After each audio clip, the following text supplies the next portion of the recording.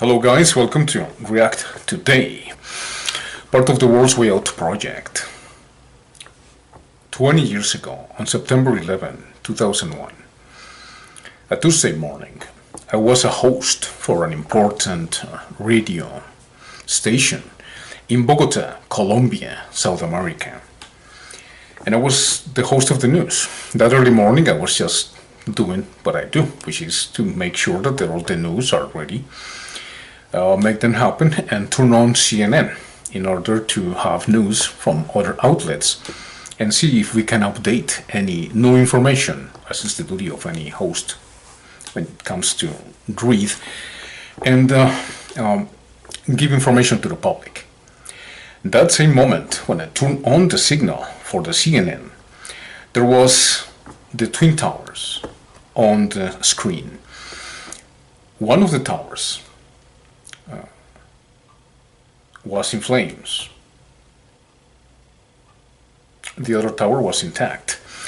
And while I was trying to make sense of what was going on, I had to sit down and improvise and say, okay, we're receiving from CNN right now images from New York City, translating from English to Spanish, because the CNN in that moment was in the English version. So I started translating immediately what CNN was telling the people of the world, and especially American people. While trying to make sense of that, another plane hit. Even though the South Tower was the second to be hit.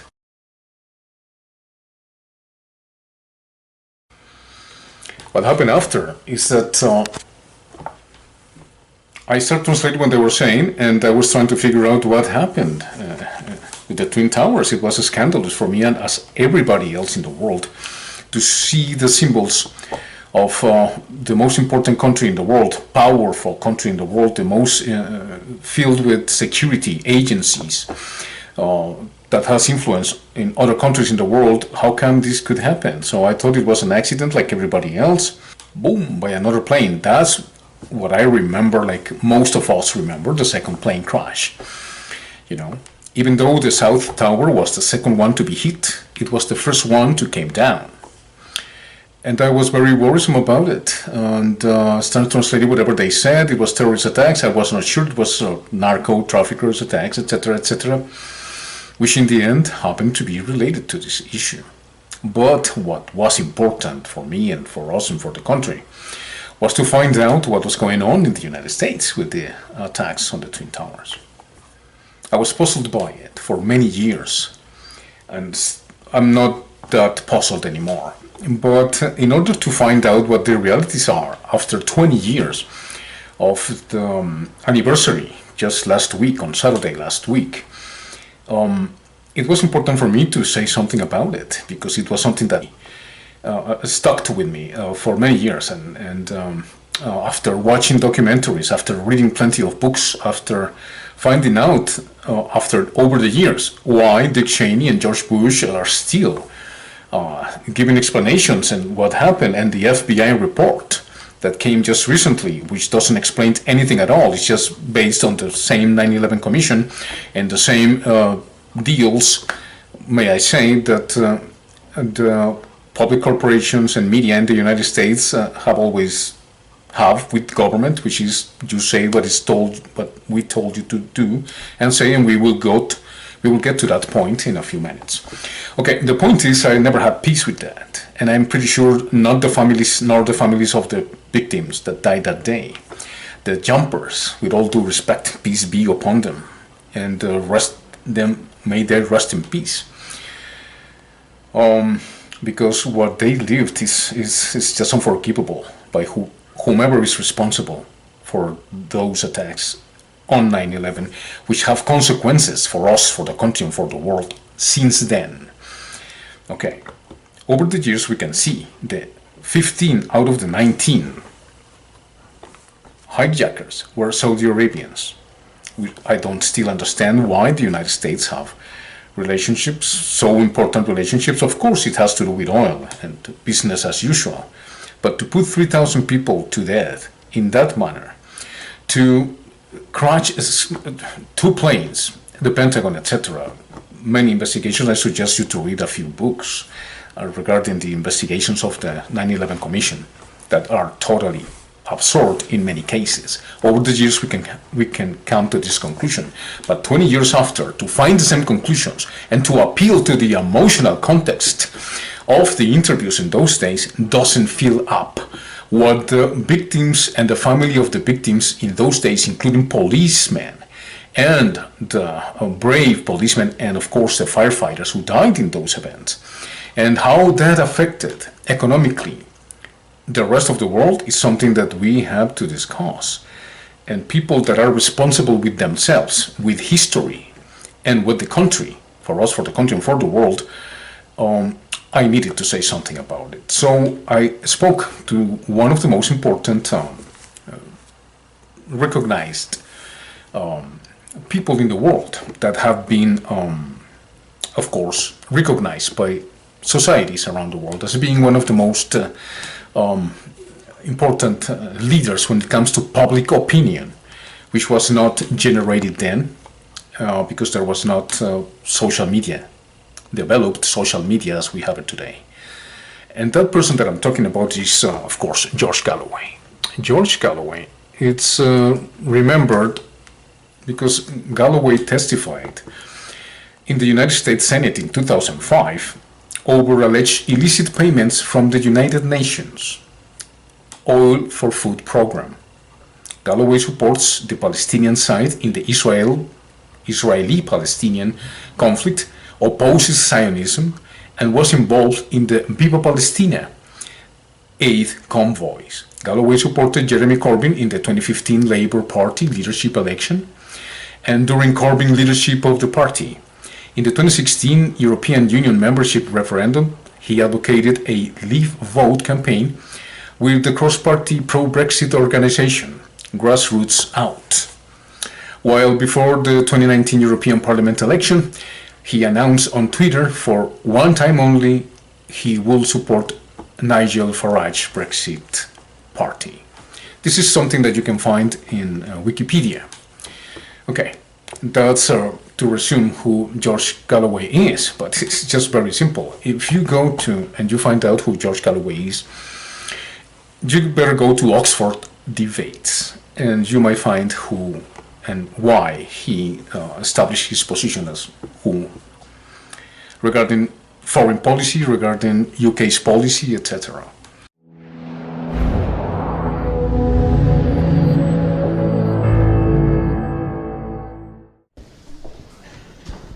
ערב טוב מר גלווי, אני ישראלי, יש לי אזרחות ישראלית, יש לי דרכון ישראלי. כל המשפחה שלי גרים בארץ, ואתה לא אוהב לדבר עם ישראלים. אתה לא רוצה לדבר עם ישראלים. לא עם ישראלים מהממשלה, אבל עם כל הישראלים. Mr. Galloway. Don't come any closer to me. Why not? Because I'm feeling threatened by you. Don't come any closer to me. What's that up your jumper? This is an Israeli flag. I'm an Israeli, Mr. Galloway. And you speak with fascists in Beirut. You interview Mr. Ahmadinejad for Press TV. So? You're doing yourself a lot of harm here, son. Yeah, I'm doing a lot, yeah. I think you did a lot of harm by not speaking to my friend Elon and having a constructive dialogue with him. And sir, I don't have a question for you, as you can see, because I don't debate with racists. Thank you, sir.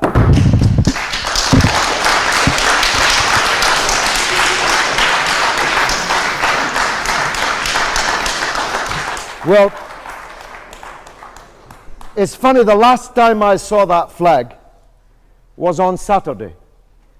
And you can consult innumerable sources on the internet about this.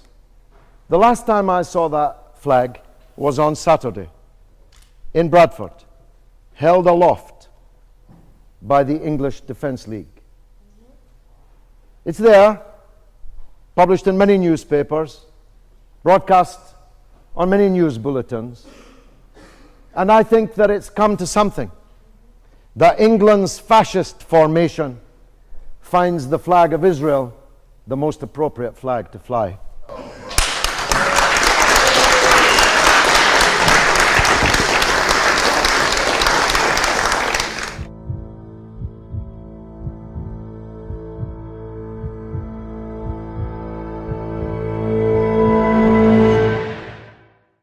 It was very important for me then, after the opinion that I gave on his program, Modes or Mods, the Mother of All talk shows on Sundays, to intervene with this, because it puzzled me, and it still does. And when I see the explanations, the documentaries, and the 20th anniversary of what happened in the United States, and I see Dick Cheney and I see George Bush speaking about what happened, that really infuriated me big time.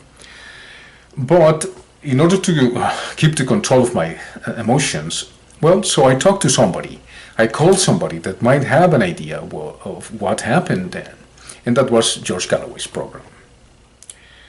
Today we're going to speak about what is going to be my answer to George Galloway's question last Sunday on the anniversary, the 20th anniversary of the destruction and the obliteration of the Twin Towers, the symbol of the economic power of the United States over the globe. Welcome.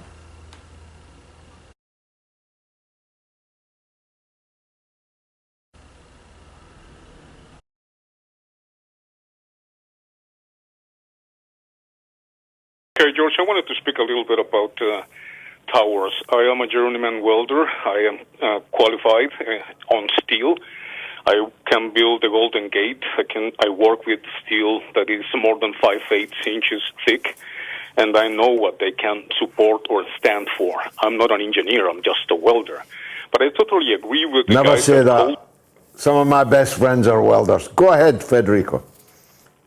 Yes, but I do agree with the engineers that talked to you before, George, and the sense that it's impossible, literally, through physics, through the laws of physics, that the three towers just came down the way they did.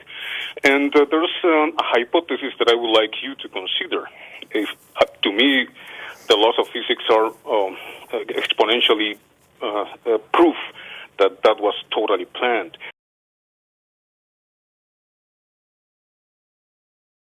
The Twin Towers had a perimeter of steel panels hoisted up and bolted into place.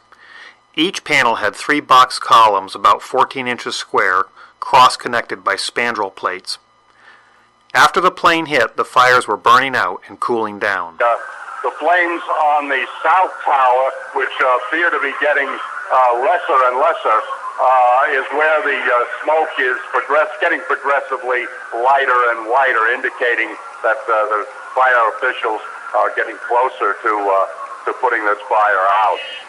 But then, about 7 minutes before its final destruction, almost an hour after the plane hit, molten metal was seen coming out of the northeast corner near the 80th floor. The red-yellow metal poured from the tower along with a shower of sparks, and looked like steel in a foundry. And there were many eyewitnesses that described molten steel. You'd get down below and you'd see molten steel running down the channel rails. Later, we learned of very small spheres of iron found all through the dust. That iron must have been molten, allowing surface tension to pull it into those spheres. NASA took photos indicating very high temperatures days after the event, and Firewise professors were perplexed by melting of steel beams.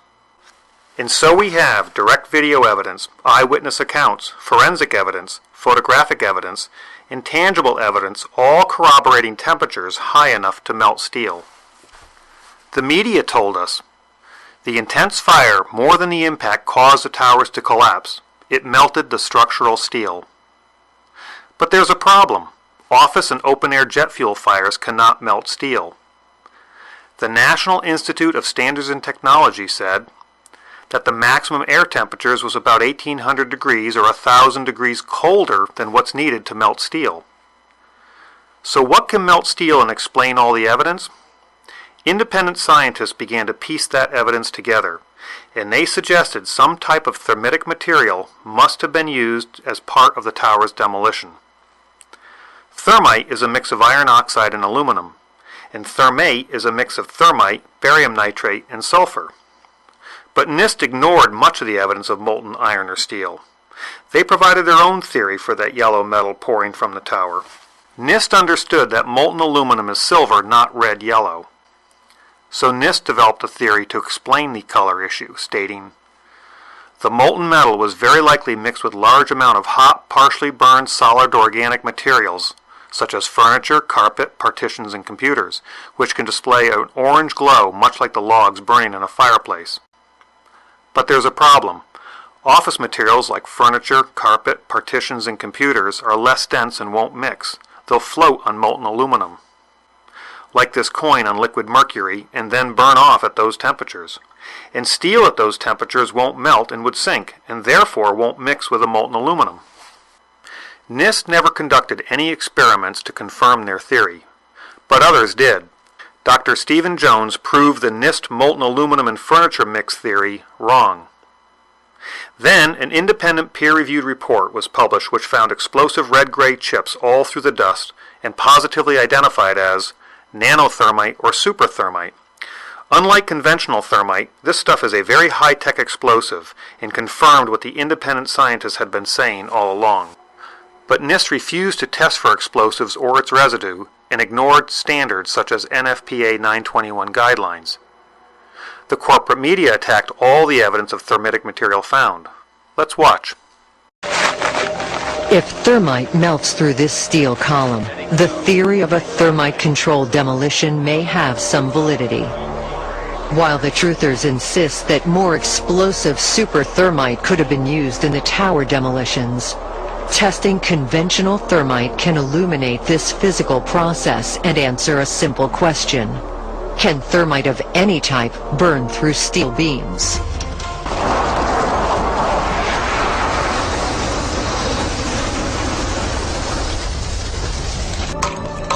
Despite 175 pounds of thermite packed around the steel column, it remained undamaged. Mythbusters says, the events of 9/11 will not be allowed to be debated and discussed. And they barely managed to melt through the roof of a car with a half a ton of thermite.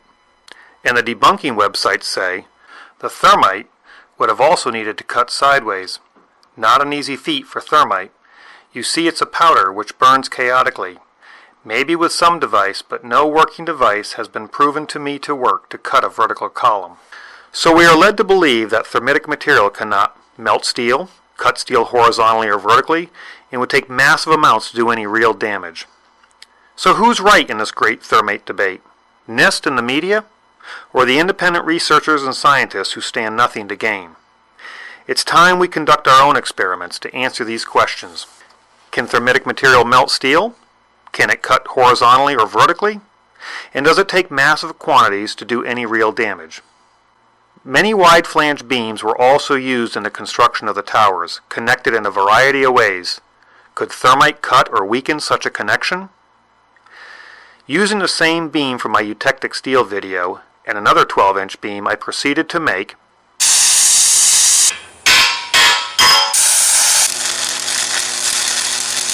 a double-angle welded connection, which I set up on some 8-inch concrete slabs. I could not obtain nanothermite, so I made small quantities of old-fashioned thermate, which is not considered an explosive, with ingredients that are legal and readily available. Thermate is difficult to ignite, and ordinary fuse is not hot enough. But a magnesium strip, which burns white hot, will ignite the thermate giving off heat and white smoke. NIST mentions bright white flames. Almost immediately, a bright spot appeared at the top of the window on the 80th floor. An unusual flame is visible within this fire. The upper photograph of a very bright white flame stands out. And let's listen to an eyewitness who was there. I was on the 81st floor. Tell me what you saw and heard. It just had 40 people in there, just an explosion. There's a light flash out my window, my whole doorway to the entrance to my office blew open. Could these white flashes be some sort of igniter for the thermitic material? In addition to giving off heat and white smoke, thermate produces lots of small spheres of iron. These iron spheres are a natural byproduct of thermate and not from any steel. Just like those iron spheres found all through the dust. I'm an engineer who designs and builds things, and I'm certainly no explosive expert. My first problem was to find a container that could hold the thermate long enough to melt the steel while not melting itself. I didn't think that steel would work as a container, so I had to improvise using some normal roof tile that I cut in half. I then had to devise a way to hold it against the connection. I used strong magnets and a spring tooth from a hay rake to press 5 pounds of thermite on each side of the double angle connection. I lit the thermite, and it did absolutely nothing to the steel connection. Maybe thermite cannot melt steel, and maybe National Geographic was right. But the steel did not melt, meaning that perhaps a container could be made out of steel after all. Using an ordinary steel box tube, I had a slot milled along one edge. Welding the bottom and using clamps on the top to hold the powdered thermite in, I bolted it to a steel beam vertically. I called this device my thermitic box cutter. With only 1.5 pounds of thermite, or less than 1/100th of what the National Geographic experts used for their experiment.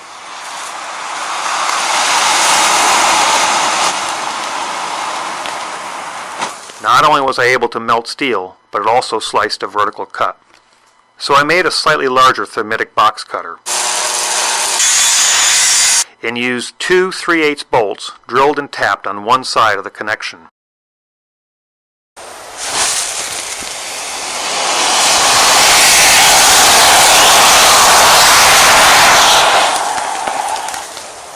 It only took a slight twist to break it completely off.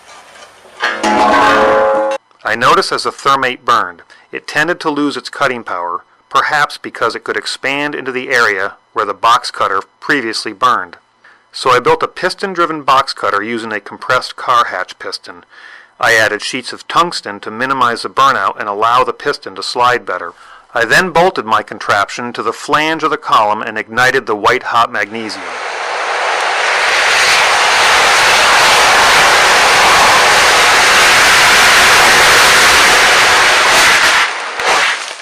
It appears that not only can thermite melt steel, but it can also cut vertical columns. So why bother to use incendiaries like thermite and not high explosives? I think it's all about keeping things quiet before the main event. Using thermite may take longer to weaken such large columns in the towers, which may be why we see the molten steel several minutes before its final destruction. Here is less than 1 3/4 pounds of thermite, or 1/100th of what National Geographic used, quietly burning. And here is less than 4 pounds of thermite focused on the web of a wide flange.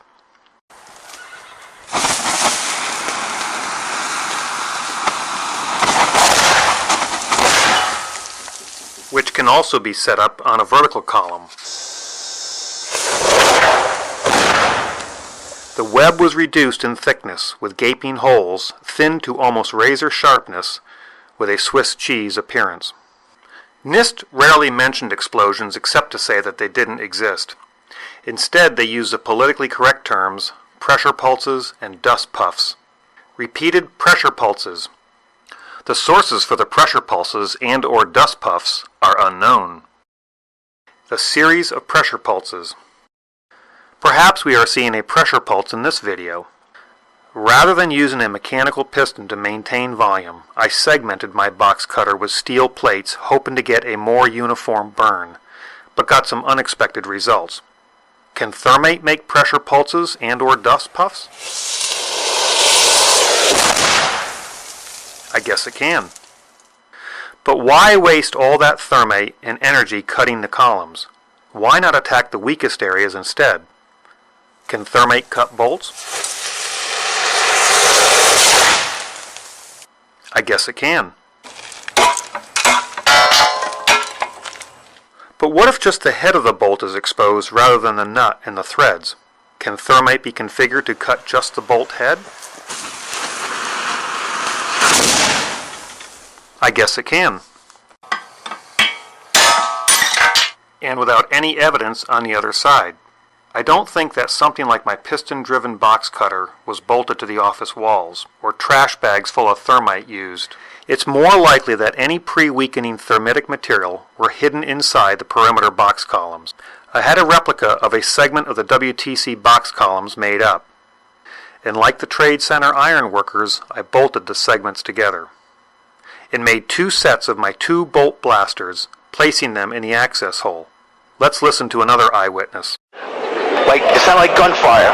You know, bang, bang, bang, bang, bang, and then all of a sudden, 3 big explosions. Is it even possible that thermite could do this? I guess it is. I made a 4-sided box cutter split in 2 pieces so they could be inserted inside the column. I held it up on the burnt-out bolt blasters and thought I could hold it down with magnets. Let's see what happens. I think my box cutter blew about 30 feet up, consuming valuable energy and trimming my tree in the process. Nevertheless, the inside of the column was cut about 3/4 of the way through. Were thermitic devices or maybe explosive nanothermite sprayed inside those box columns? I'm not sure. And I'm not sure why this handhold is so large. Or why the side of this box column looks like it's blown outward. Or why 3 columns have a more intense glow, followed by 6 columns that don't, followed by another 3 that do. But I have an idea. But I do know that it's impossible for jet fuel or an office fire to melt steel or iron, which means the official story is wrong. Yet despite all the overwhelming evidence of explosions in molten steel, some people will still believe that this is aluminum and believe Building 7 fell naturally from an office fire. But those people will believe anything. Meanwhile, the government lies while the media hides the truth about 9/11. Can thermite of any type burn through steel beams?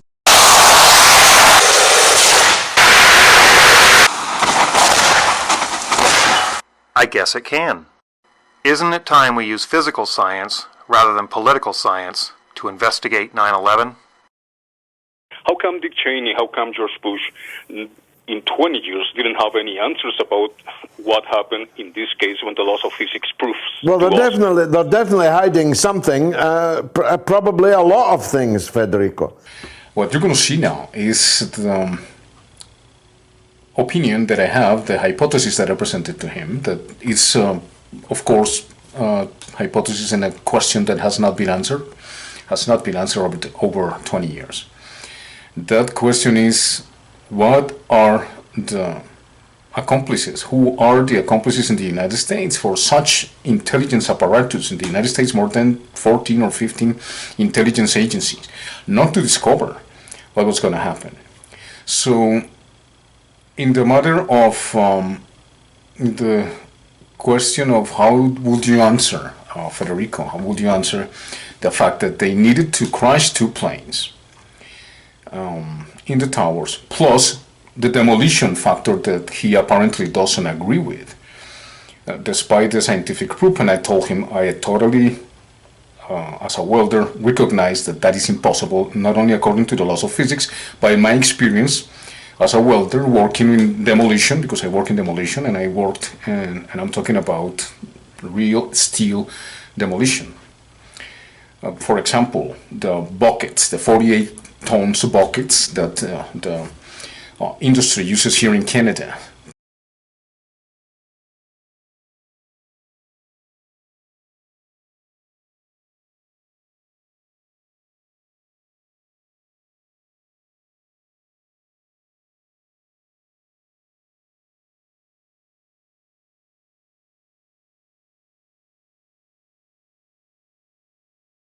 To dig in to the tar sands and put on to the heavy haulers, which are 400 tons capability. They have 400 tons. Once the excavators put the bitumen on the truck, on the heavy haulers, there's 400 tons of bitumen on each of those boxes, which I also cooperated to build at Leo Roberts Enterprises up in Fort McMurray, Canada.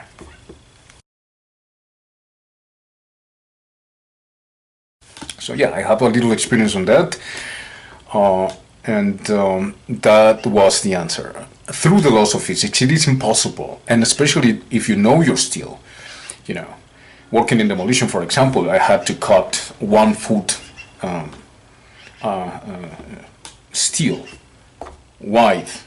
Why? Because they were the bearings that support the excavators.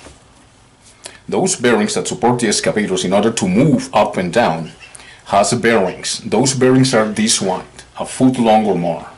In order to destroy that, you needed to cut it horizontally. I use a mix of gasoline and oxygen, or propane, a very dangerous mix of liquids and gas, in order to cut such wide bearings from the buckets that, as I say, they can dig 48, 50, 52 tons of bitumen or bitumen. So I explained to George that it is impossible physically for steel 5/8 inches, which is the standard column made, or more, sometimes less, but the ones that the World Trade Center buildings have, as you can see, they're going to be explained in the next vision of it. So I answer literally, through the laws of physics, why it is impossible that the buildings just came down the way it did, especially WT7, the World Trade Center 7, Building 7. Okay, that's one of my explanations. Then he said that I didn't answer the question, and the question was, why use planes and then demolish the whole thing? Well, it's obvious that the planes were not going to impact the public opinion and the worldwide opinion if the buildings didn't came down for one reason or another. It's obvious also because of the support columns and the steel within the core of the World Trade Center towers, that it was impossible, as proven by many scientists in many other videos that have been published, that are not really visited by many people nowadays, especially the young people over 20 or 20 years old. But yeah, there's plenty of information there. The point is, it is impossible for that to happen. So I said to George that it was a hypothesis. The hypothesis is that there was a complicity of some spheres in the United States. It has to be very secretive also, in order to produce the towers to be demolished the way they did. You make up your own conclusions.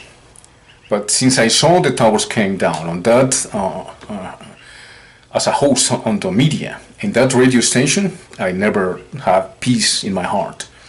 The other part is that of course, it was necessary then to boom.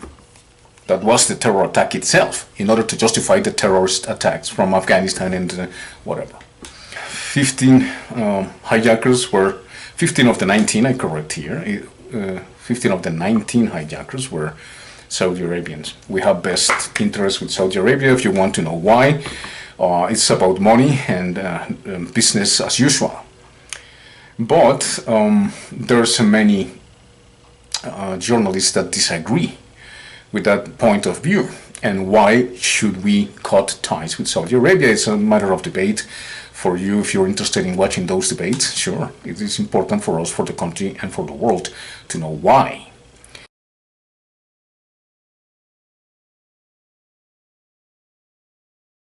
In 2019 there was an important debate that took place that I would like you to watch, the whole debate.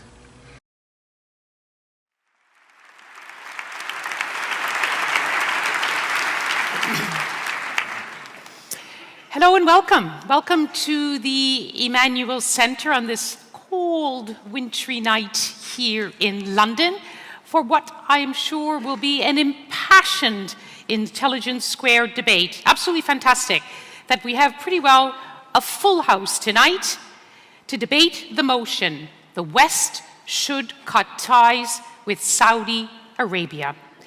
This is an issue, many of you will know, which came into sharp focus in October with the murder of this prominent Saudi journalist, Jamal Khashoggi. And the crime is not going away. Last night, millions of people saw Jamal's smiling face during an ad which appeared during America's premier sporting event, the Super Bowl.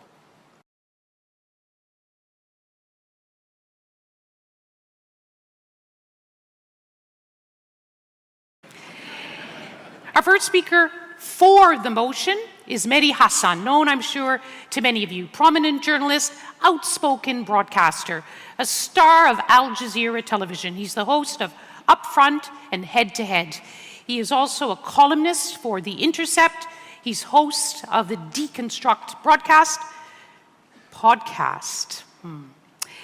And our first speaker tonight, ladies and gentlemen.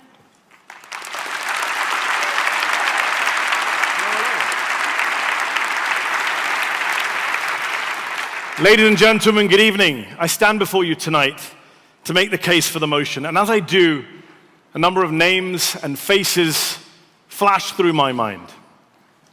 People who are counting on me and on you tonight to speak for them in this debate, to give them a voice tonight with your votes.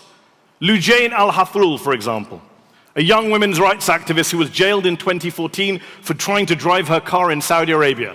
Upon her release from prison, she went to live in the UAE, where last March she was grabbed on the side of the freeway, put in cuffs, thrown on a private jet and taken back to Saudi Arabia against her will. Today, aged just 29 years old, she sits behind bars for the temerity of asking for women to have the right to drive. Lujain, according to her sister, as we speak tonight, is being held in solitary confinement, where she's been beaten, waterboarded, electrocuted, sexually harassed and threatened with rape and murder. Isra al-Ghamgham is also 29 years old. She's a young Shia human rights activist arrested with her husband in 2015 for carrying out peaceful protests, not for anything violent. And yet Saudi prosecutors are seeking to behead her, to execute her. She would be the first female human rights activist to be executed in this way. According to Human Rights Watch, Isra has not been charged or convicted with any acts of violence or even anything, quote, resembling recognizable crimes. The blogger Raif Badawi had his 35th birthday last month behind bars. He hasn't seen his kids for 7 years. He was sentenced for the crime of apostasy to 10 years in prison and 1,000 lashes. 50 of which he's already had to endure. His wife says his health has deteriorated in prison and he won't survive another round of flogging. Amal Hussein was 7 years old. A little girl in Yemen, the same age as my daughter. She posed a threat to no one. And yet there she was in that harrowing photo in the New York Times last November. Her emaciated body, her stick-like arms. Within a week of that report, she was dead. Literally starved to death. We in the West saw her picture. We saw her haunting eyes. And yet we did nothing to help her.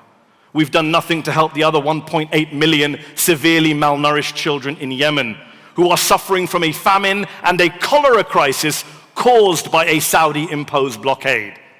And then there's Jamal Khashoggi. Jamal, who was sitting with me in the green room at Al Jazeera English last March as we joked about his security while the Crown Prince was in town in DC. Less than 7 months later, he was dead. Brutally murdered inside the Saudi consulate in Istanbul, his body allegedly cut to pieces with a bone saw. And murdered, remember, according even to the CIA, on the direct orders of the Saudi Crown Prince Mohammed bin Salman. Ladies and gentlemen, let's not forget these people tonight in this debate. Lujain, Isra, Raif, Amal, Jamal, people who have been killed, dismembered, tortured, flogged, imprisoned, starved, sexually assaulted at the hands of our ally, our close friend, the Kingdom of Saudi Arabia. Tonight we come together to demand accountability, to demand justice, to demand an end to impunity, an end to economic and political blackmail. Tonight, it's time we make clear that the West needs to cut its ties with Saudi Arabia, especially military ties, arms sales, weapons exports, bombs. Now, I'm guessing we'll hear a lot of whataboutism tonight from the opposition, a lot of excuse-making from the opposition. What about Qatar? What about Turkey? What about Iran? Defenders of Saudi Arabia often say. And those countries, yes, have major human rights abuses. Trust me, I know I've interviewed the leaders of all of them, including the Qataris, and asked them about those human rights issues. But let's be clear, tonight's debate is about Saudi Arabia. Don't allow yourself to be distracted by the opposition. But also, here's the thing to remember. when it comes to dictatorship, when it comes to women's rights, when it comes to the export of extremism and sectarianism, when it comes to the funding of terrorism, none of those other countries come close to Saudi Arabia. The Saudis are the Premier League champions at this stuff. We all know that. It's not breaking news. I doubt even the Saudi defenders here in this hall tonight will contest this point. They know it. What they'll try and say to you, I'm guessing, is that yes, knowing what we know about Saudi Arabia, we should all be concerned. We should all be upset. We should all be outraged. But we shouldn't do anything about it. We certainly shouldn't cut any of our ties because, remember the whataboutism, what about the cost of cutting ties with Saudi Arabia, they'll say. What about the fact that our economies need Saudi Arabia? Which isn't a fact, by the way, it's complete hyperbole. In 2017, US exports to Saudi Arabia accounted for a whopping 1.1% of US exports. In 2016, here in the UK, British exports to Saudi Arabia accounted for 1.3% of overall UK exports worldwide. What about the oil, they say? Well, the United States is now the world's biggest producer of oil. In fact, the US has produced more oil than Saudi Arabia for 4 straight years in a row. By the way, isn't it about time we stopped allowing the Saudis to use their oil to try and blackmail the rest of the world? What about intelligence sharing, they say? What about the war on terror? President Trump said last November that we can't abandon the Saudis because, and I quote, they're leading the fight against radical Islamic terrorism. What? Are you kidding me? We're supposed to thank them for trying to sort out the terrorism problem that they helped start? And before we forget, Saudi Arabia is allied on the ground in Yemen right now with Al-Qaeda. They're working with Al-Qaeda on the ground, according to reporting both by the BBC and the Associated Press. They're also the second largest source of foreign fighters to ISIS. 2,500 Saudis have signed up with that group. And as a leaked US State Department cable famously put it, donors in Saudi Arabia constitute the most significant source of funding to Sunni terrorist groups worldwide. So ladies and gentlemen, asking the Saudis to help lead the fight against terrorism is like asking the mafia to help lead the fight against organized crime. It's like asking Donald Trump and his kids to lead the fight against nepotism and corruption. It's absurd. Let's be serious here. There is a reason why the Algerian novelist Kamal Daoud famously wrote that the Kingdom of Saudi Arabia is basically an ISIS that's made it. An ISIS that's made it. So why? Why are we so closely allied with such a kingdom? Well, what about Iran? They say we need Saudi Arabia against Iran, even though the last time I checked there were 15 Saudis on those planes, not 15 Iranians. But even if you're worried about the threat posed by Iran, note how every step that the Saudis have taken in recent years has helped and empowered Iran. They bombed Yemen and pushed the Houthi rebels closer into the arms of Iran. They blockaded Qatar and pushed Qatar and Iran together. They prompted the Iraqi government to invite in Iranian militias to fight in Iraq against insurgent groups, many of whom were quietly backed by the Saudis. MBS, Mr. Bonesaw himself, the Saudi crown prince, who was behind almost all of those decisions, he's basically the reverse Midas. Everything he touches turns to shit, right? It's the reverse Midas effect. And that is the ally. That's the ally we need to cut ties with. That's the man, the ruler who we need to keep our distance from, both metaphorically and physically. And let's be clear, this is not about attacking Saudi Arabia, the country. I want to be clear tonight. Or being anti the Saudi people. It's about standing up to an out of control and pernicious Saudi government. In fact, we've screwed over the Saudi people for decades. Opposition groups, religious minorities, women's rights activists, journalists, dissidents. We have thrown them under the bus by cozying up to the Saudi regime, by propping up the Saudi regime, by deepening our ties with Riyadh instead of cutting down our ties with Riyadh. Let's also be clear about the wording of this admittedly awkwardly worded motion that we have before us. Cut ties doesn't mean blockade them or bomb them. It doesn't mean we treat Saudi Arabia like Saudi Arabia treats Yemen. We're not calling for regime change either. But what it does mean is we no longer treat them as our BFF in the Middle East. We no longer supply them with bombs that they then use with our assistance to flatten schools, hospitals, bakeries, flour mills, power stations across the poorest country in the Arab world. It means we no longer cover for them at the United Nations or help get them a seat on the UN Human Rights Council, as David Cameron so shamelessly did. It means we do not call on our governments to roll out the red carpet for the Saudis every time they come to town, as Crispin literally did on the BBC last March, roll out the red carpet for MBS. That's what we mean by cutting ties tonight. That's what we're arguing for. That's what we want you to vote for tonight. Because, ladies and gentlemen, there's a lot of people out there watching this debate. They're going to be watching on YouTube elsewhere. Saudi princes, Saudi trolls, arms dealers, the torturers outside Lujain al-Hathalul's prison cell.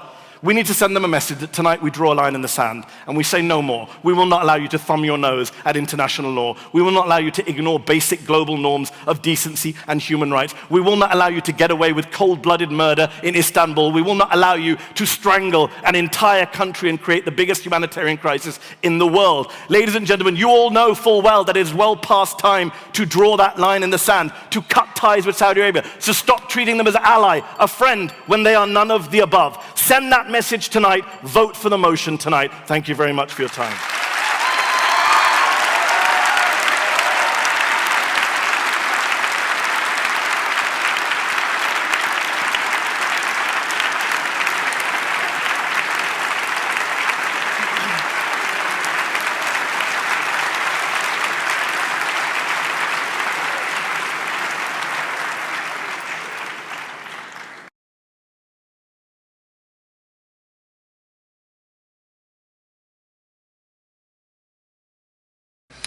Okay. The answer about, George, about the media and how the media is not being controlled, RT is not being controlled, etc. Well, I told you in that segment, George, that today, 20 years later, because of the internet and the social media. But in those days, the social media was not even begun. Facebook was not already released to the public. YouTube, Google was the only one around, etc. But we didn't have the possibility to go against the United States whatsoever. Your opinion will be immediately ostracized, and you will be unpatriotic and a traitor and all that stuff. And I'm going to give you an example of that. In those days, with Bill O'Reilly insulting, literally insulting a kid, a young fella whose father died in the Twin Towers, and once he told Bill what we know now, he got, as always, arrogant and stupid and insulted this poor kid. You'll see. You were the only one. I was surprised.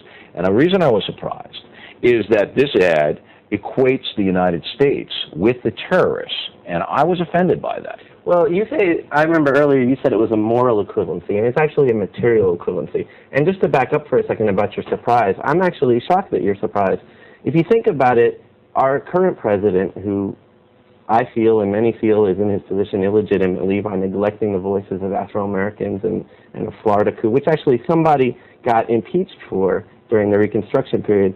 Our current president now inherited a legacy from his father and inherited a political legacy that's responsible for training militarily, economically, and situating geopolitically the parties involved in the alleged assassination and murder of my father and countless of thousands of others. So I don't see why it's surprising for you to think that I would come back and want to support it. It is surprising, and I'll tell you why. I'll tell you why it's surprising. You are mouthing a far-left position that is a marginal position in the society, which you're entitled to. You're entitled to it, all right? But you see, even I'm sure your beliefs are sincere, but what upsets me is I don't think your father would be approving of this. Well, actually, my father thought Ed Bush's presidency was illegitimate. Maybe he did, but I don't think he'd be equating this country as a terrorist nation. Well, I wasn't saying that it was necessarily like that. What I'm saying is that in 6 months before the Soviet invasion in Afghanistan, starting in the Carter administration and continuing escalating as Bush's father was head of the CIA, we recruited 100,000 radical mujahideen to combat a democratic government in Afghanistan, the Taraki government. I don't want to debate world politics. Well, why not? This is about number one, I don't really care what you think. Well, okay. But you do care because the reason why you care is because you evoke 9/11 to rationalize. Let me finish. You evoke 9/11 to rationalize everything from domestic plunder to imperialist aggression worldwide. You evoke sympathy with the 9/11 families. That's a bunch of crap. So I've done more for the 9/11 families. families, by their own admission. I've done more for them than you will ever hope to do. Okay. So you keep your mouth shut. Well, you're not exploiting those people. You're I not don't, representing and I never represent you. You know why? Why? Because you have a warped view of this world and a warped view of this country. Well, explain that. Let me give you an example. I'm not going to debate this with you. Let me give you an example of parallel experience. No, on September 14th. Here's the record. Okay. All right. You didn't support the action against Afghanistan to remove the Taliban. You were against it. Why would I want to brutalize and further punish the people in Afghanistan? Who killed your father? The people in Afghanistan didn't kill my father. Sure they did. The Al-Qaeda people were trained there. The Al-Qaeda people? What about See, I'm more angry about it than you are. So what about George Bush? What about George Bush? He had nothing to do with it. The director, senior, as director. He had nothing to do with it. The people that trained 100,000 mujahideen who were... I hope your mom isn't watching this. I hope your mother is not watching this. Because you... That's it. I'm not going to say anymore. Okay. In respect for your father... September 14th, you want to know what I was doing? Shut up. Please don't tell me to shut up. In respect for your father, who was a Port Authority worker, a fine American, who got killed unnecessarily by barbarians. By radical extremists trained by this government. Respect not for the him. People of America, I'm not the people, the ruling class, the small minority. Cut his mic. I'm not going to dress you down anymore, out of respect for your father. We'll be back in a moment with more of that. We're done? We're done.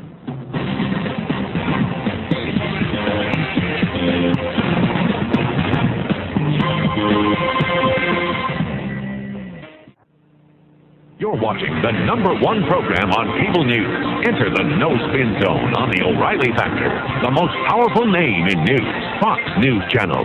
Thanks for staying with us. And Bill O'Reilly, I have to apologize. If I knew that guy, Jeremy Glick, was going to be like that, I never would have brought him in here. And I feel bad for his family. I really do. And the unresolved problems. So that's one example, George, of how in those days you couldn't say anything about it.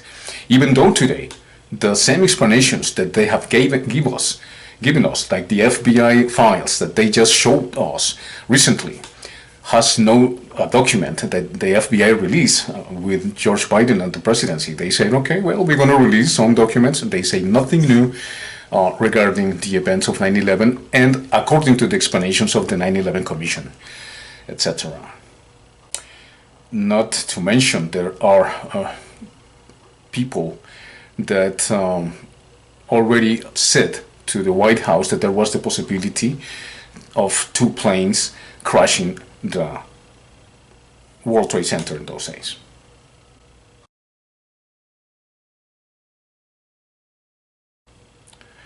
Now, I'm going to give you an example of today's mainstream media owned by, among others, just not to make this answer too long. But to understand 9/11, 2001, for the new generations, you have to understand why is it that American foreign policy is so wrong. The problem is, will the American elites understand that they are destroying the world and the planet? The fires that are happening in British Columbia, the fires that are happening with Jair Bolsonaro and President Ivan Duque in the Amazon Trappist, and they're going to unite practically the devastation between the Amazon, between Colombia and Brazil. That's terraforming. You have to check my program on UFOs or UAPs this year. So yeah, I don't agree on the explanation that George said, but I totally am with George on this one. And as I said to Margaret Thatcher on the eve of the fall of Kabul, to the fathers of the Taliban and Al-Qaeda, you have opened the gates for the barbarians, and a long dark night will now descend upon the people of Afghanistan. And so, of course, it did. The Afghans were punished twice. The Iraqis were murdered in their hundreds of thousands, after hundreds of thousands of them had already been murdered by the cruel, eviscerating sanctions regime that was killing Iraqi children before those children even knew that they were Iraqis. but were being killed for no other reason than that they were Iraqis. That's why I cannot take seriously the fake grief of the commentators and of the politicians who did so much to drag the world into this pit, this disaster that we are still in and will be in throughout the lifetime of the youngest person watching and listening to this show tonight. Afghanistan and Iraq were followed by Libya, followed by Syria, followed by Yemen. The thirst for war of these blood-sucking masters of war, masters, I said, though I could have said a word that sounds quite like it. These masters of war are not finished yet. As I said earlier, no sooner had the war in Afghanistan come, though perhaps only temporarily, to an end, the Wall Street Journal was openly positing the question that the United States may be forced. They're always forced. They don't want to do it. It's Johnny Foreigner that makes them do all these things, to go to war with China. I'm here to tell you that any war with China will be the last war. It'll be the Third World War, but it'll be the last World War. It'll be the last war. It'll be the last anything in the history of the human race. The American elites and European elites and American and allies, NATO, etc., have proven that that's not the way to create or construct or build democracy, because they didn't build anything important in any of the countries they invaded. Okay, especially after the conversation that Amy Goodman had with General Clark, that we already know. About 10 days after 9/11, I went through the Pentagon and I saw Secretary Rumsfeld and Deputy Secretary Wolfowitz. I went downstairs just to say hello to some of the people on the Joint Staff who used to work for me, and one of the generals called me in. He said, "Sir, you got to come in. You got to come in and talk to me a second." I said, "Well, you're too busy." He said, "No." He says, "We've made the decision. We're going to war with Iraq." This was on or about the 20th of September. I said, "We're going to war with Iraq. Why?" He said, "I don't know." He said, "I guess they don't know what else to do." So I said, "Well, did they find some information connecting Saddam to Al-Qaeda?" He said, No. He says, "There's nothing new that way. They've just made the decision to go to war with Iraq."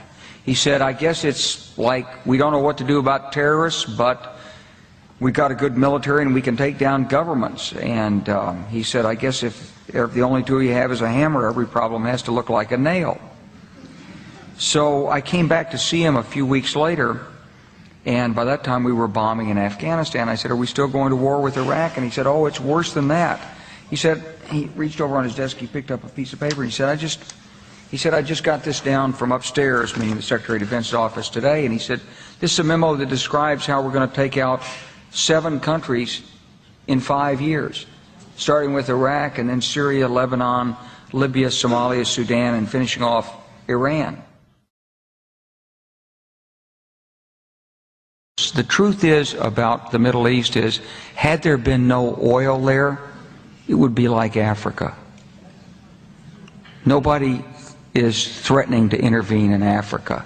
The problem is the opposite. We keep asking for people to intervene and stop it. And there's no question that the presence of petroleum throughout the region has sparked great power involvement. Whether that was the specific motivation for the coup or not, I can't tell you, but there's always been this attitude that somehow we could intervene and use force in the region. Exactly. So what I'm trying to say here is that America is a wonderful country. It should be a wonderful country. It could be a better country. It could have way better foreign policy. And now China is, saying, okay, I'm not going to invade you. I'm not going to destroy your country. I'm not going to do that. I'm going to have relationships and partnerships with you, economically driven. And we're not going to destroy or say that the enemy within this policy of John F. Kennedy since the Cuban Revolution, after he took charge as a president of the United States, warning us about the military-industrial complex, the same way that Dwight Eisenhower told us, prevented us, in order for us to be ready for what that they could do with the world, with us, the country and the world. And well, the policies, you can just say what is the problematic here with 20 years after Afghanistan. But it's not only Afghanistan, it's Iraq, it's Syria, it's all around the globe. And now, South America, because Colombia has presidential elections next year, and Venezuela is his neighbor. Venezuela has all the oil in the world, even more than Saudi Arabia. The vast reserves of oil in Venezuela are bigger than Saudi Arabia. So, in that sense, what they would like to do is to put those two countries against each other. And you can see that by the revelations just recently in May, when the government of Colombia speaks on the Center for Strategic International Relationships, like Colombia is a wonderful country, it's a wonderful democracy, etc., which is all lies. And you have to see my program on cocaine, and mentions specifically Colombia. So George, that was what I wanted to say to you.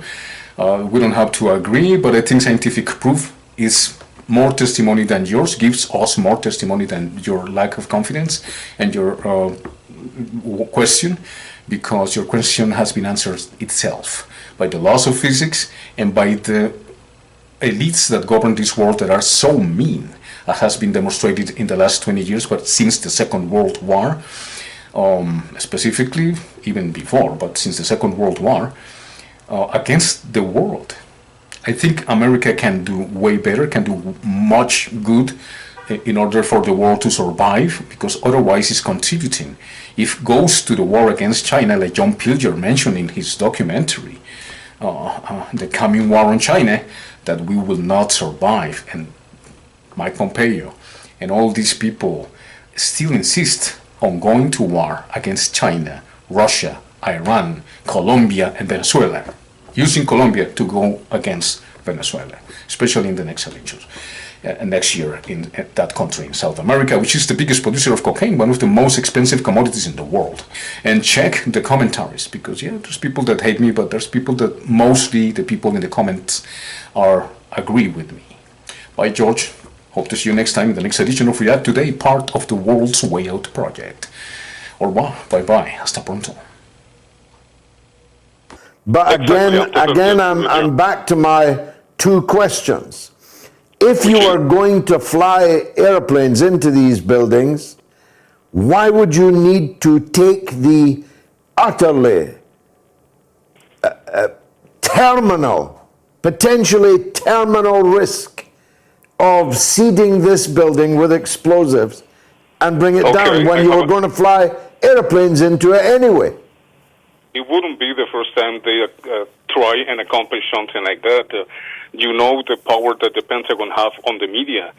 Investigative journalism, as Max Blumenthal made a program yesterday about these issues. And I'll look out for that. I'm a big admirer of Max.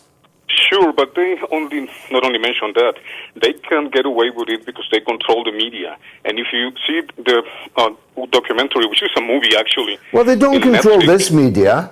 They're not controlling our conversation now. And there's a million people. There's a million people around the world listening and watching to this show every week. So, controlling the media, they don't control RT. Just consider the hypothesis that this was planned with complicity of high spheres in the United States. I think you cannot just reject that hypothesis. I never reject any hypothesis. But just consider that hypothesis, George, because it's very probable. They have done it before with the Gulf of Tonkin.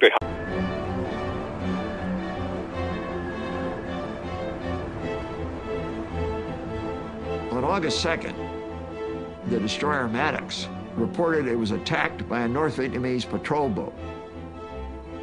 It was an act of aggression against us. We were in international waters I sent officials from the Defense Department out, and we recovered pieces of North Vietnamese shells that were clearly identified as North Vietnamese shells from the deck of the Maddox. So there was no question in my mind that it had occurred. But in any event, we didn't respond.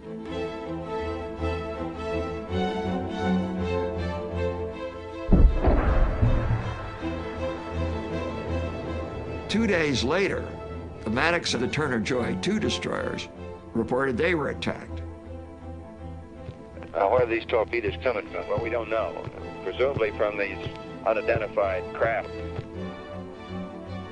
There were sonar soundings, torpedoes had been detected, other indications of attack from patrol boats.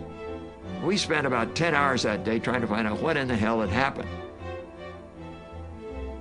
At one point, the commander of the ship said, "We're not certain of the attack." Another point, they said, "Yes, we're absolutely positive." And then finally, late in the day, Admiral Sharp said, "Yes, we're certain it happened." So I reported this to Johnson, and as a result, there were bombing attacks on targets in North Vietnam.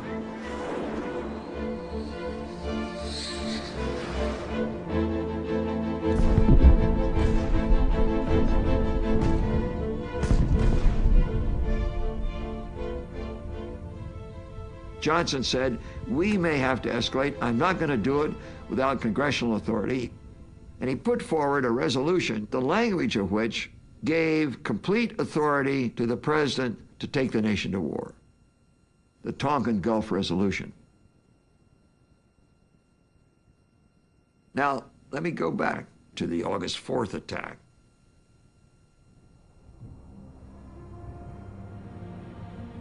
Well, there apparently been at least 9 torpedoes in the water, all missed. Yeah. No, I don't. Wait a minute now. I'm not so sure about this number of engaged. Right. We'd have to check it out here.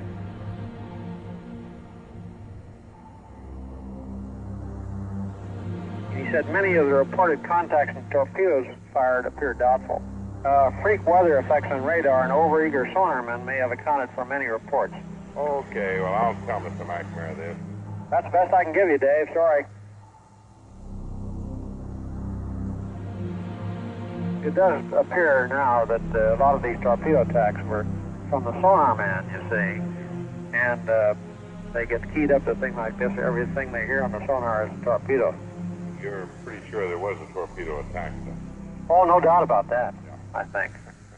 No doubt about that. No, it was just confusion. And events afterwards showed that our judgment that we'd been attacked that day was wrong. It didn't happen.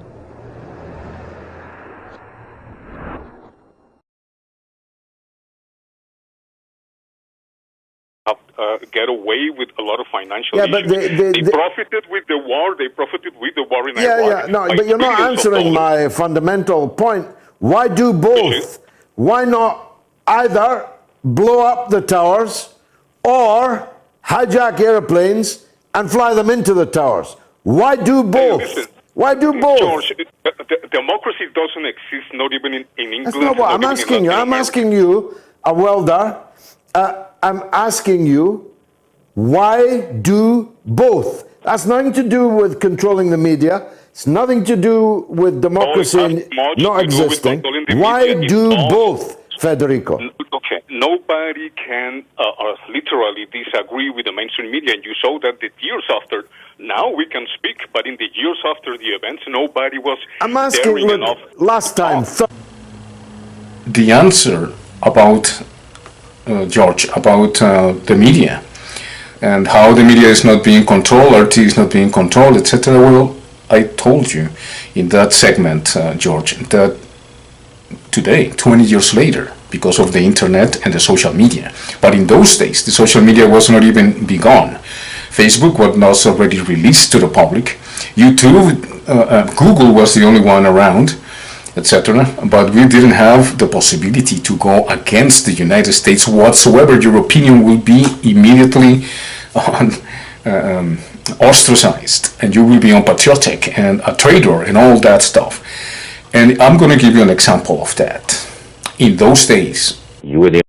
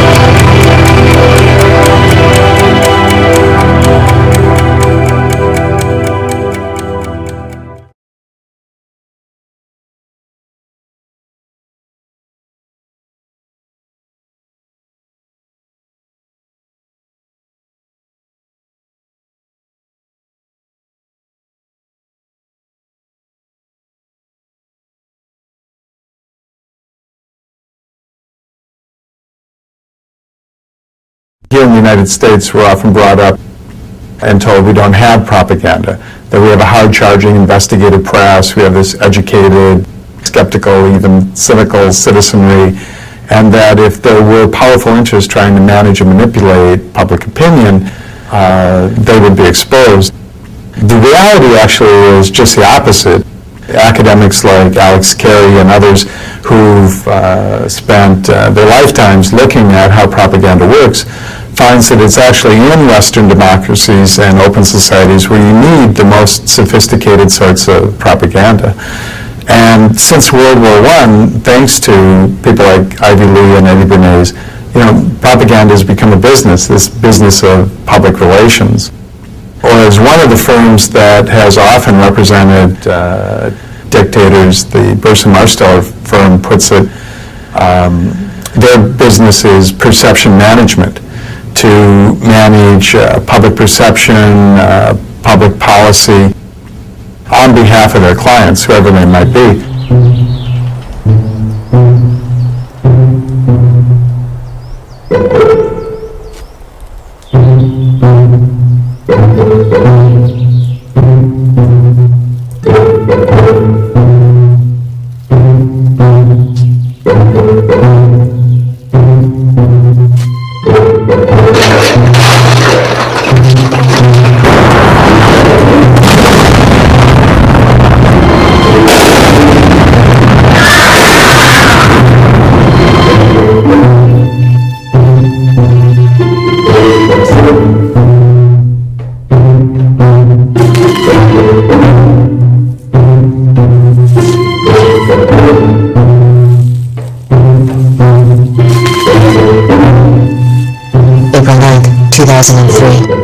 Throngs of Iraqis spontaneously attack a statue of Saddam Hussein, the face obscured with old glory.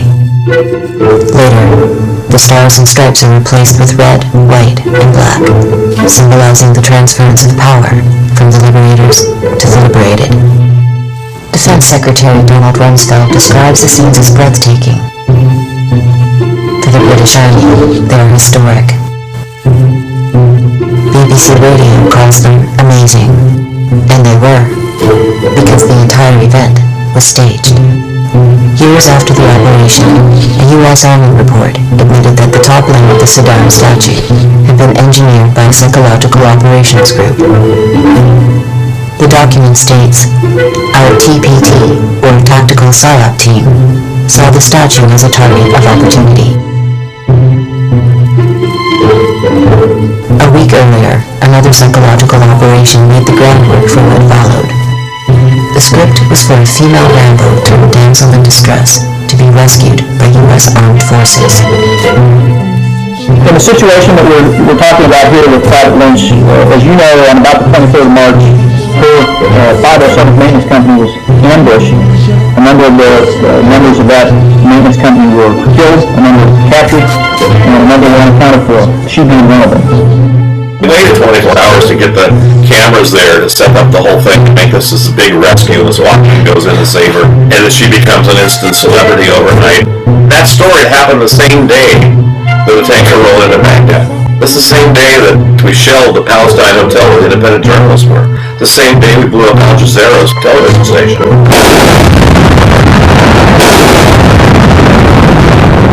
And killed one of their journalists. Well, what we're getting on the front pages of the papers and in the news is the rescue of Jessica Lynch.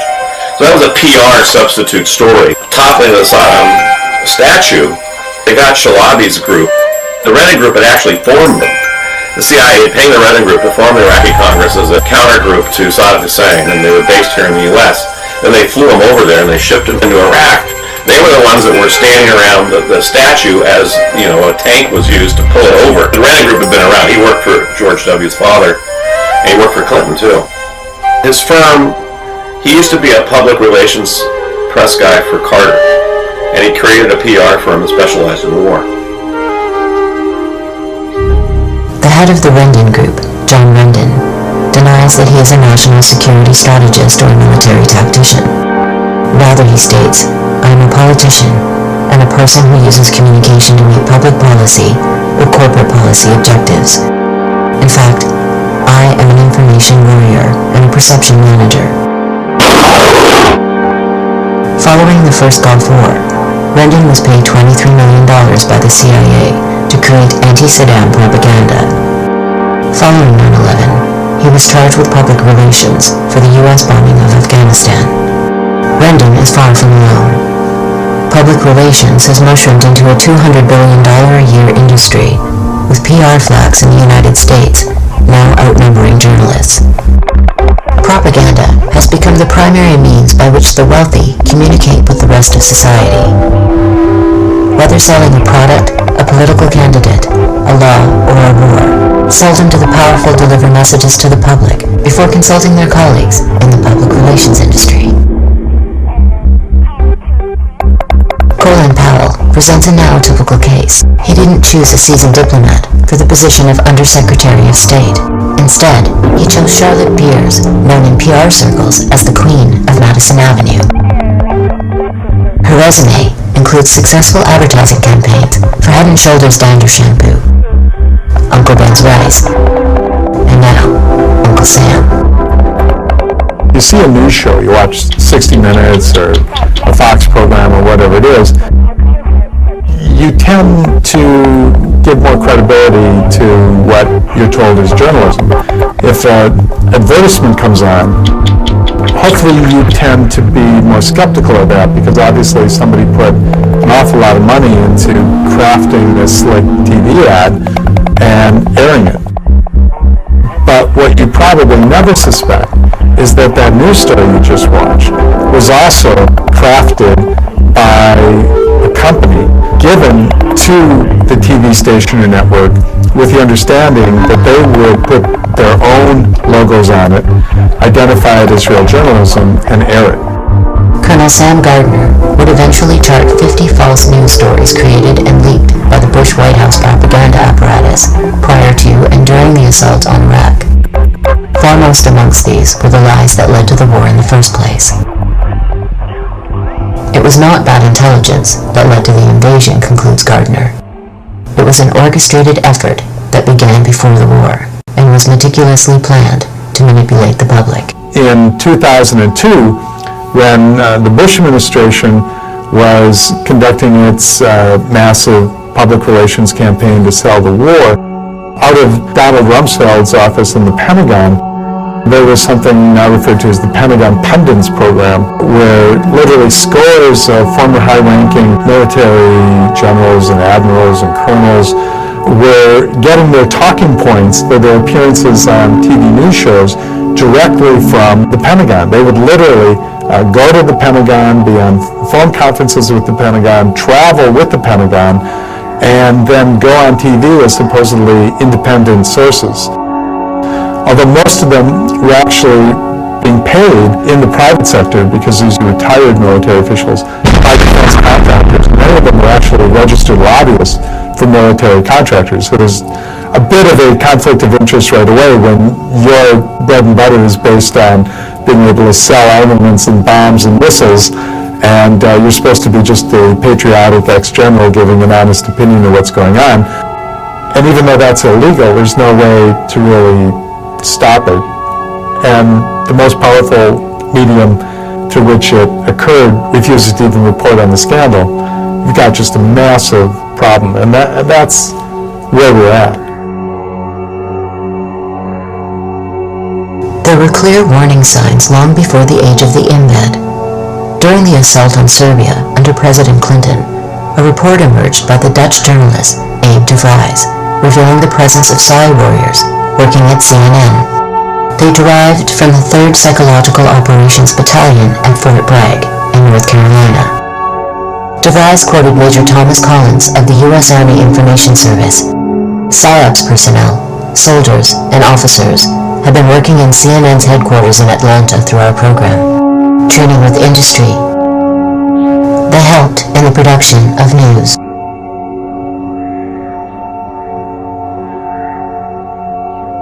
What made the Iraq War different were not so much the tactics or even the scale, but the high-tech synergy. It was almost impossible to tell where the state ended and the fourth estate began. One of the things that we don't want to do is to destroy the infrastructure of Iraq, because in a few days we're going to own that country. Should they have used more? Should they, use Moab, the mother of all bombs, and a few daisy cutters, and, let's not just stop at a couple of cruise missiles. The invasion of Iraq represents a pinnacle of domestic Psywar in the United States, an unparalleled integration between public relations firms, corporate media, and military psyops. At the time of the assault, large segments of the American public were convinced that a nuclear attack by Saddam Hussein on their nation was not only possible, but imminent. Soldiers who comprised the invading force were similarly confused, with a remarkable 77% believing that Hussein was responsible for the attacks of 9/11. Many earnestly believed that the mission was to destroy a mysterious group known as Al-Qaeda, while bringing freedom to the Iraqi people. We're here for your fucking freedom! So back up right now! Yet what was actually happening was what the Nuremberg Charter describes as the single greatest crime under international law: the planning, preparation, initiation, or waging of a war of aggression.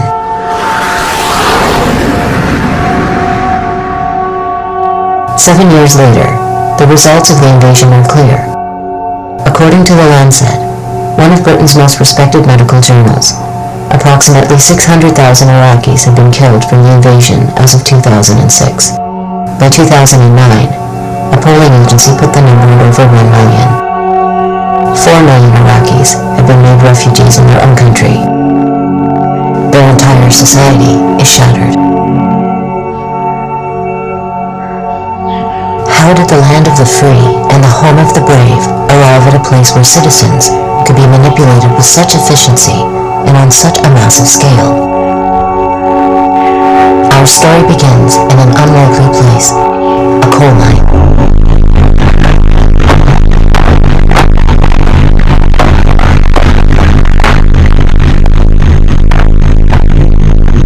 Glenn Greenwald has been watching carefully. He's an independent journalist who writes on Substack, and you should read his stuff because it's excellent. He joins us tonight. Glenn, thanks so much for coming on. What do you make of this realignment, or was it a previous alignment? What are we looking at? I think it's worth, first of all, remembering, and I know that you remember I started writing about politics in 2005, so I do, how liberals used to be overflowing with so much hatred and contempt for George Bush. They frequently compared him to Adolf Hitler, claimed his family was crucial to the rise of the Nazi Party, claimed something I agree with, that he's a war criminal who belongs at The Hague, said he was so filled with racism that he purposely allowed New Orleans to drown because so many black people lived there. And every liberal I know believes that George Bush stole at least one election and maybe even two, both in 2000 and 2004. So basically they concocted a person, you can't get much worse than that.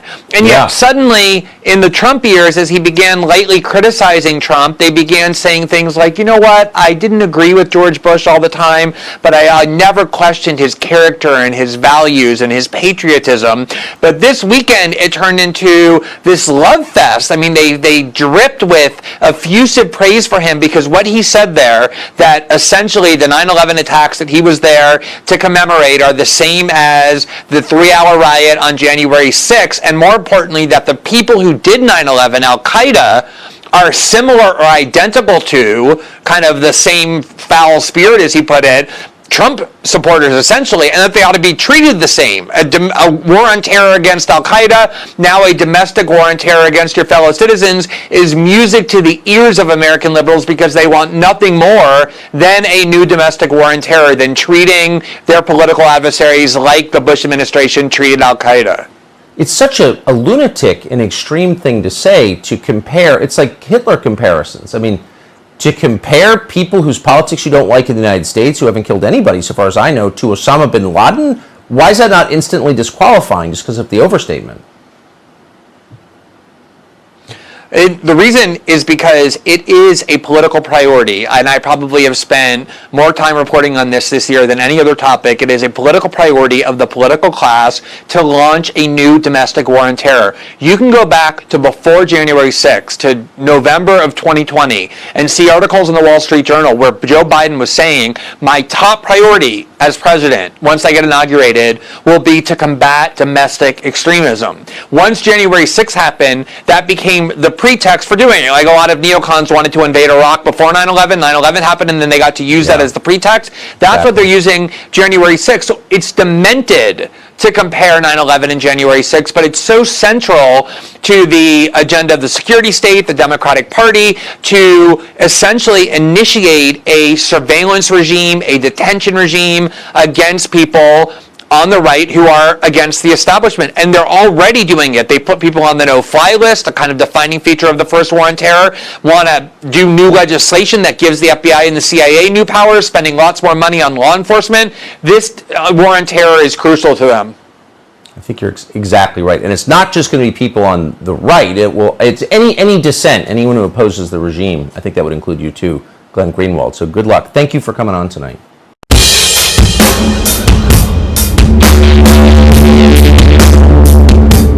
Paula Evans, Winston-Salem, North Carolina. Bill, if you are so concerned about public figures being bad role models for children, please stop rudely interrupting your guests and telling them to shut up. Well, the shut up line has happened only once in 6 years, Ms. Evans. Well, I think that asking a student to stay in the closet in order to go I'm asking you to shut up about sex. African American student. Want to know what I was doing? Shut up. Please don't tell me that is respect. Why did you have to tell him you were an atheist if you didn't have any trouble reading the oaths? Why didn't you just shut up? What Jimmy Carter should do is privately give Mr. Bush his opinion and shut up publicly.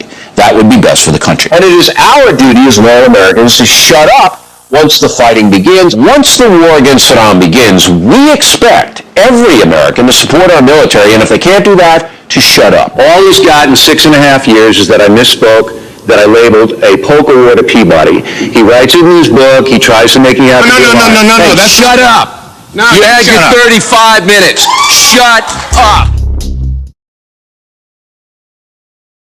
Why do both, Federico? I'm going to tell you why, George. Because they can, they want, and they're not afraid of. So the short answer, George, is because they needed to cause maximum impact. In this case, 2 maximum impacts. In the first one, the first tower that was hit, we were all confused. We were all saying, wait, what's going on here? You know, it might be an accident, etc. It was a usual Tuesday morning. On September 11th, 2001, at 8:46 a.m. Eastern Time, an American Airlines Flight 11 traveling from Boston to Los Angeles strikes the North Tower of the World Trade Center in New York City. But on the second one, you can see even the guys on the news saying, okay, we're under attack. Yeah, and that's what people saw. The second tower hit by a plane. a.m. Eastern Time, a second Boeing 767 United Airlines Flight 175 appeared out of the sky and sliced into the South Tower near the 60th floor.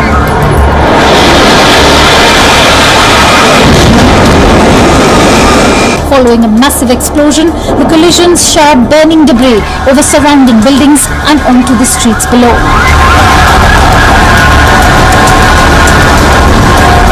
It was clear America was under attack. So yes, that's why, George. Why do both? First of all, they needed to create maximum impact. In order to do that, according to engineers, not me, let's take a look, for example, for the movie 7, to the movie 7 that it was released on the anniversary a little before, but on the anniversary, the 20th anniversary. There are many scientists, architects, and engineers that explain that in order to produce such a fall down of the towers, you need to position explosives and thermite, as you saw in the long explanation of the answer to you, George. There's a long explanation for you, George. It's a long video. But on this one, yes, the engineers accept that it was necessary in order for the fell down to without resistance, because you can see that the towers fell out without resistance. In the movie 7, they explain why, in this case, the building number 7 went down the way it did. The same factor that happened with impossibility, according to the engineers and architects of that movie. The Twin Towers too fell down the way they did without any resistance whatsoever. South Tower of WTC collapses in approximately 10 seconds.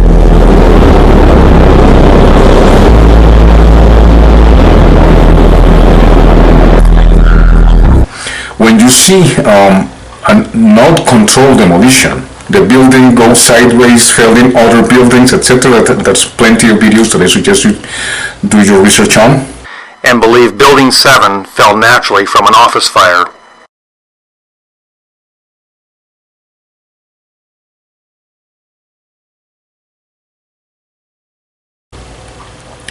But on this case, George, it was necessary to put explosives and thermite, as explained in the long version of the video, in strategic positions in order for the buildings to be demolished the way they did. So first, positioned the critic explosives and thermite in order to melt the steel, as demonstrated too by engineers. It can be possible with thermite. And then, of course, cause the attacks to justify the terror attacks themselves, and they have the 15 out of the 19 terrorists and all those explanations they found. Even the passport of one of them intact. Nothing happened to the passport, and they found it on the wreckage of the Twin Towers, etc. So they needed to cause maximum impact twice in both the towers, but already positioned in critical building structures on the core, of course, with the impact of the planes, of the two planes, in order for the towers to come down. And that will be the second part of their intentional and planned attack. And that was to cause deep trauma. And so they did.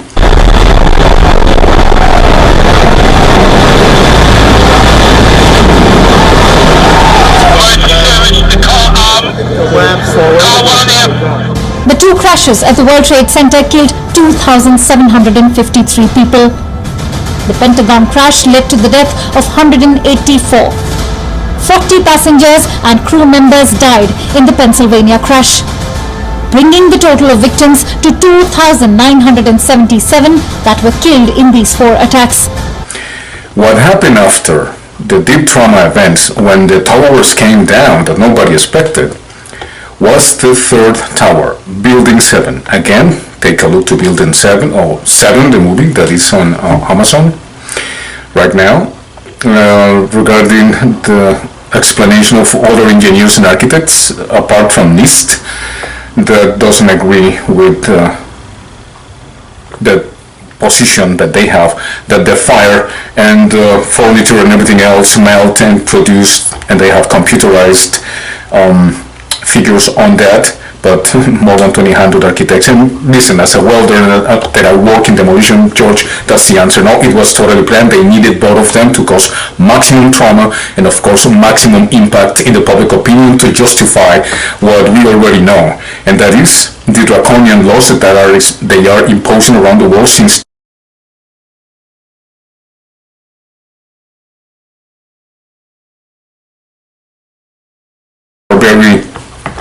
explained by many authors. I'm going to recommend your audience and you, Naomi Klein.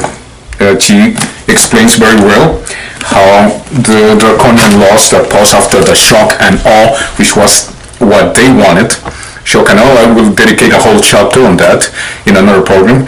Shock and awe, that was a policy that was applied to the Bush administration with Dick Cheney, Donald Rumsfeld, and George W. Bush. So Naomi Klein, one book after what happened in the Twin Towers that was specifically justifiable. So it was necessary first to position the bombs, because it's impossible for, proven by engineers, I insist, and architects, for the buildings to come down, especially building 7. Take a look to number 7, or 7, the movie on Amazon. Naomi Klein.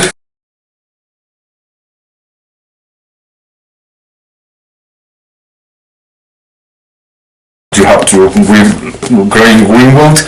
I will have the time to read you apart from that.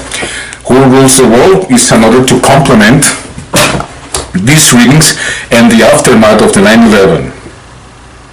Max Blumenthal's The Management of Savagery, which explains with detail, with documents and testimony, what happened and how it was justified and what the American people know, which is the Afghan papers, that you can get back to the Afghan papers and find out that they knew inside the government. The same happened with the Pentagon papers, that the Vietnam War was not winnable, but the idea was to keep secret information in order to keep the public opinion misinformed. And the same happened with the war in Iraq that you know so well. So yeah, that's the answer.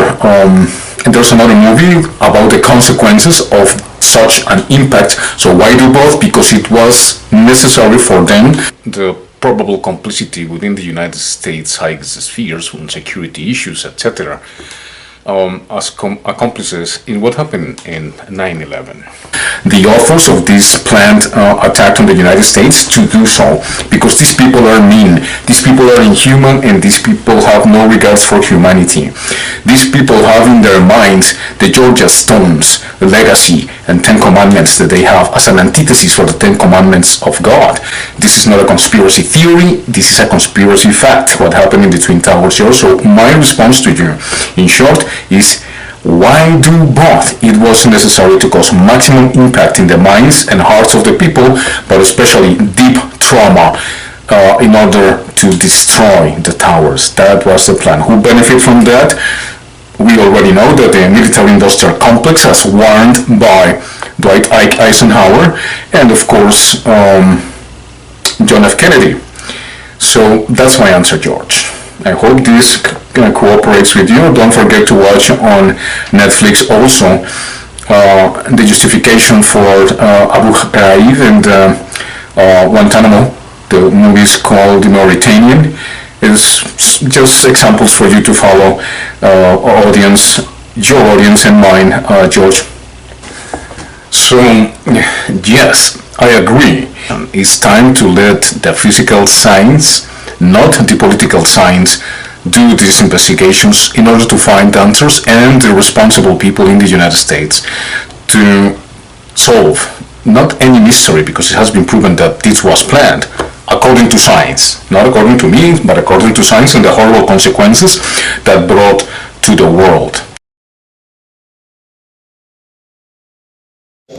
Was ran too, and Mr. Bush, when are you going to apologize to the million Iraqis that are dead because you lied? You lied about weapons of mass destruction. You lied about connections to 9/11. You lied about Iraq being a threat. You sent me to Iraq. He sent me to Iraq in 2003. My friends are dead. Joshua Castile.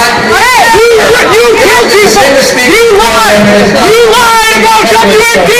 A million Iraqis are dead because you lied. My friends are dead because you lied. You need to apologize. Apologize. You need to apologize. Apologize. Apologize. Are you with this gentleman? No. Au revoir. Bye bye. Hasta pronto. Bye, George. Bye, everybody.